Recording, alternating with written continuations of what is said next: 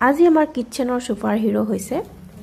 পাৰ যেটো আমাৰ ছাতৰ ওপৰত গুটুৰ শব্দ কৰি সেলফি তুলি থাকে আৰু সেইটোকে আজি আনিলৈ পুৰিলৈ তাৰ পাছত তেল নিমখ জলকীয়া দি মই পেষ্ট বনাই লৈ গোটেইখিনি পেষ্ট কৰি লৈ তাতে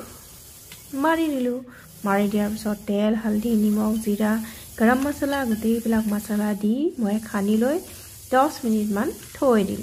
থৈ দিয়াৰ পাছত এতিয়া আহিব কুকাৰটোত মই তেল আৰু লং আৰু ইলাইচি দিছো